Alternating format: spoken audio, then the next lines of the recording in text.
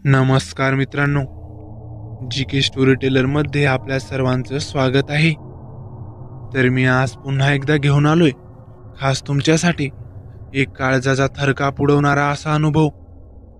आतापर्यंत तुम्ही आपल्या चॅनलला सबस्क्राइब केलं नसेल तर नक्कीच सबस्क्राइब करा, जेणेकरून भविष्यात येणारे व्हिडिओज मी आपल्यापर्यंत पोहोचवू शकेन। तर चला जास्त वेळ न घेता आजच्या भयानक आणि चित्तथरारक अशा अनुभवाला सुरुवात करूया। ही घटना मी 21 वर्षाचा असतानाची आहे। तेव्हा मी भरतीसाठी रोज सकाळी रनिंग प्रॅक्टिसला जात होतो।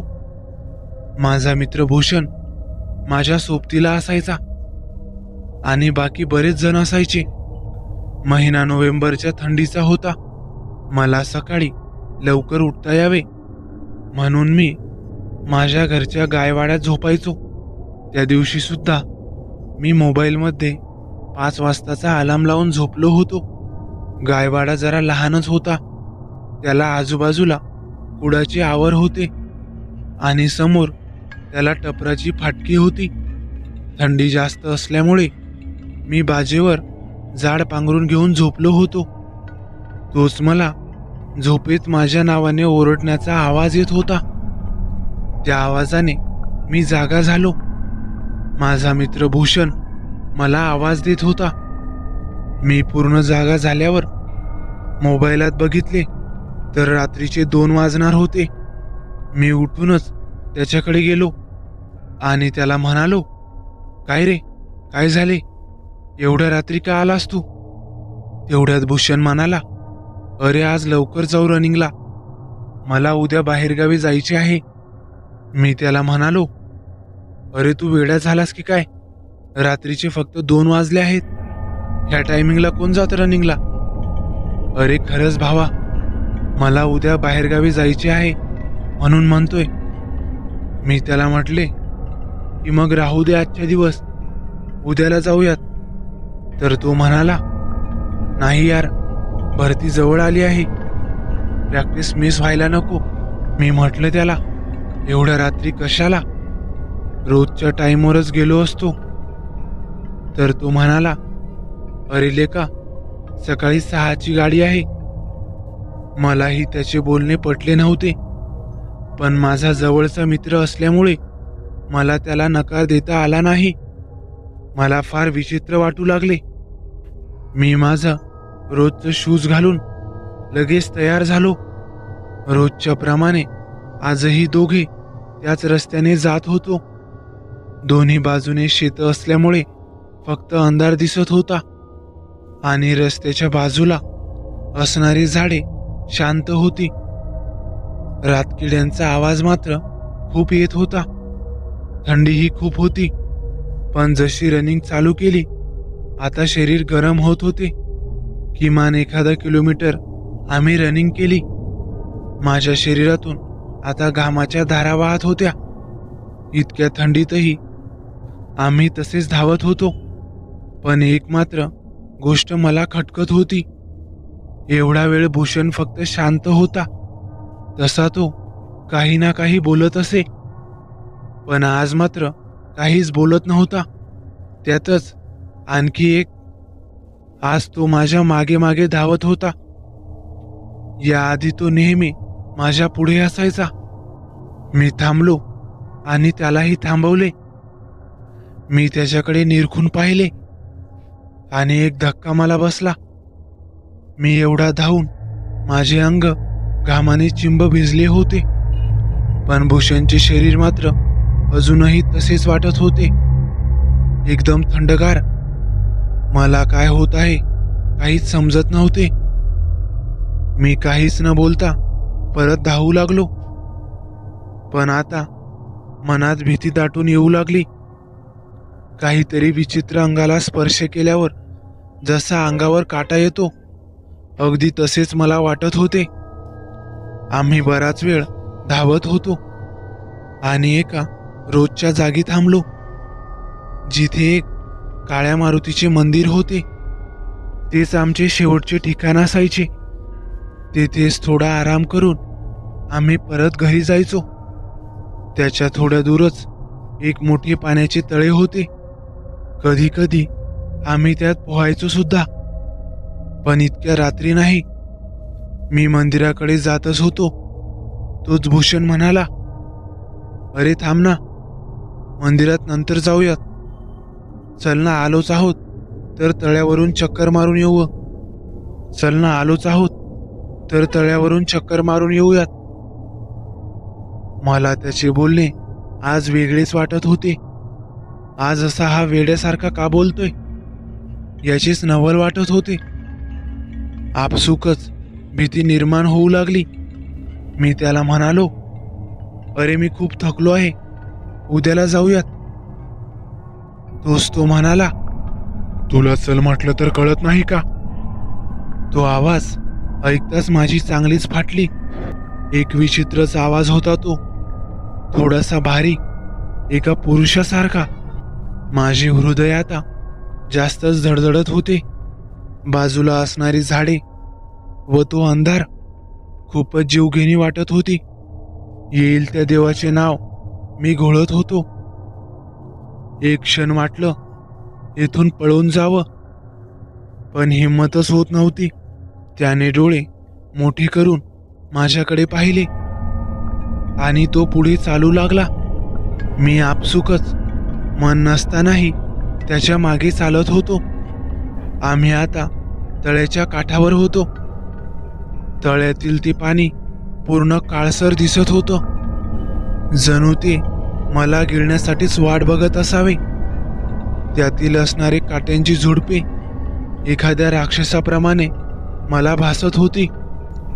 भूषण एकसारखा त्या पाण्याकडे बघत होता. तो माझ्याकडे वळला आणि म्हणाला, अरे तुला पोहायचं नाही का? रोज पोहतोस ना? कारण आज मी सुद्धा तुझ्यासोबत पोहणार आहे. त्याचे ते बोलणे ऐकताच मी जागच्या जागीच थांबलो. जीव खूप धडधड उडत होता. कारण तो जे बोलत होता ते माझ्या मनाला पटतच नव्हते. कारण भूषणला तर पोहताच येत नव्हते. तो रोज जरी सोबत आला तरी तो पोहायचा नाही. मी तेव्हाच समजलो की आपण खूप मोठ्या संकटात सापडलोय. कारण माझे हातपाय थरथरत होते. आजूबाजूच्या किड्यांचा आवाज खूपच भेसूर वाटत होता. मी त्याच्या हालचालींकडेच बघत होतो. त्याने त्याच्या पायातील बूट काढून ठेवला आणि एक तिरपी नजर त्याने माझ्याकडे टाकली. तो अंगाला घाम फुटेल असा हसत होता. मी रडकुंडीला आलो होतो. तिथून काळ्या मारुतीचे मंदिर दिसत होते. मला तिथे पळून जावेसे वाटत होते, पण हिंमत होत नव्हती. तेवढ्यात तो पुन्हा म्हणाला, अरे चल की. मी म्हणालो, हो हो तू चल, मी आलोच. मी घाबरतच अडखळत बोलत होतो. मी माझ्या पायातील बूट आणि अंगातील टी शर्ट काढण्यासाठी वाकलो. परत जेव्हा भूषणकडे बघितले तेव्हा तो पाण्यात होता. त्याचं अर्ध शरीर पाण्यात होतं आणि तो माझ्याकडेच बघत होता. पण घाबरवणारी गोष्ट तर ही होती की तो जिथे पाण्यात होता तिथे खूप पाणी खोल होतं आणि हातपाय न हलवता तो स्तब्ध उभा होता. आणि त्यात त्याचे ते पांढरे डोळे अंगावर काटा आणत होते. तो काहीच हालचाल न करता तसाच उभा होता आणि हाताने हसतच मला त्याच्याकडे येण्याचा इशारा करत होता. ते दृश्य बघताच माझी खूपच धडधड वाढली. माझ्या तोंडातून शब्दही निघत नव्हते. तरीही मी बजरंगाचे नाव घेऊन हिम्मत एकवटून तिथून पळ काढला. कसे करून मला त्या मारुतीच्या देवळात जायचे होते. मी एवढ्या जोरात धावत होतो की समोर येणारी काटेरी झुडपे माझ्या अंगाला बोचत होती. मारुतीचे देऊळ काही पावलांच्या अंतरावर होते. तोच माझा पाय कुणीतरी पकडल्यासारखं झालं आणि मी खाली आदळलो. मी एवढ्या जोरात खाली पडल्यामुळे बऱ्याच जागी अंगाला खरचटले होते. मी मागे वळून बघितले तर माझा पाय एका झुडपात अडकला होता. तो सोडवत असतानाच माझे लक्ष तळ्याकडे गेले. तो छातीत धस्स झाले. तो तळ्यावरून माझ्याकडेच बघत होता. अंधार होता, पण त्याची ती उभी असलेली आकृती मला स्पष्ट दिसत होती. मी परत मारुती रायाचे नाव घेऊन उभा राहिलो आणि मंदिराकडे धावत सुटलो. मी थेट त्या मंदिरात देवाजवळ जाऊन बसून राहिलो. पण धडधड अजूनही होती. आपण आता सुरक्षित आहोत याची खात्री सुद्धा होत होती. मी तिथेच बसून होतो, सकाळची वाट पाहत. मी मोबाईल बघण्यासाठी हात खिशात वळवला आणि मोबाईल हातात घेतला, पण पडल्यामुळे त्याचा डिस्प्ले पूर्णपणे फुटलेला होता. मोबाईल चालू होता, पण काहीच कामाचा राहिला नव्हता. माझ्या मूर्खपणामुळे मी चांगलाच फसलो होतो. तोच मला माझ्या नावाची हाक ऐकू आली. तोच परत. मी घामाने डबडबलो. तो आवाज माझ्या मागूनच येत होता, पण थोडा लांबून. मी मागे पाहिले आणि आता जवळपास. मी भीतीने रडतच होतो. तो मंदिराच्या काही दूर अंतरावर एका निंबाच्या झाडामागे उभा होता आणि वाकूनच मला आवाज देत होता आणि हसतच म्हणत होता, "काय रे, मला न सांगताच आलास? भीती वाटते माझी." आणि परत विचित्र हसायला लागला. पण तो या मंदिरात येऊ शकणार नाही हे मला ठाऊक होतं. हनुमान चालिसाच्या काही ओळी मला पाठ होत्या. त्याच मी डोळे बंद करून म्हणू लागलो. त्यानंतर काही वेळाने त्याचा आवाज यायचे बंद झाले. मी डोळे घट्ट बंद करून घेतले होते. तशीच मला झोप लागली आणि कसल्याच्या आवाजाने मला जाग आली. डोळे उघडले तेव्हा भूषण समोर होता.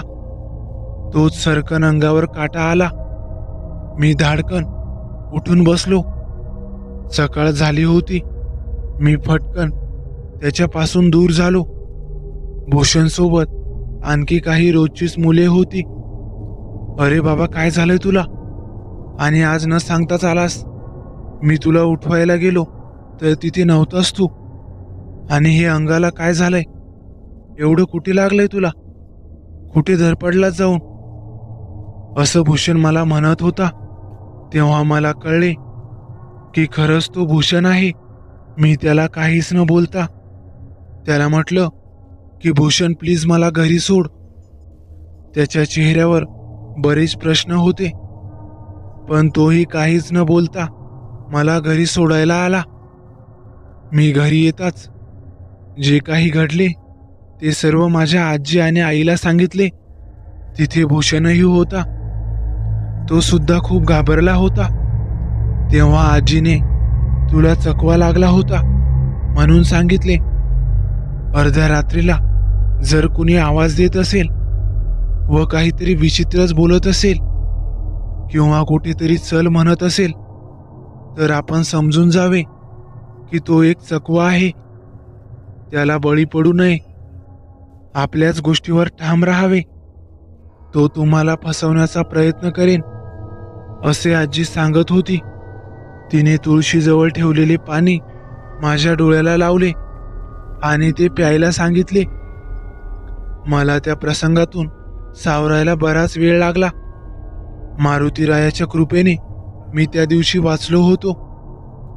जवळपास मी 1 महिना घराच्या बाहेर पडलो नाही. पण वेळेनुसार ती घटना मी विसरत गेलो. पण काही कारणाने ती जर आठवली तर अंगावर आजही काटा आल्याशिवाय राहत नाही. तर मित्रांनो, कशी वाटली तुम्हाला ही भयकथा?